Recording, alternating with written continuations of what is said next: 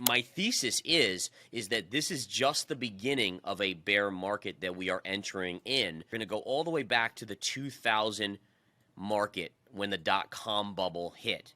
Okay? Now, what we see here, look at this. So what we saw was this down move off of the euphoria, right? We all agree that the dot-com bubble was euphoria.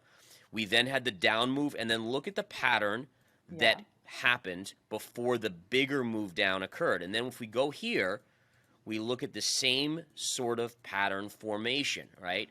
And if we look at what the NASDAQ did, we know, first of all, the NASDAQ didn't make highs for 10 to 15 years. In fact, I think it was even 16 years.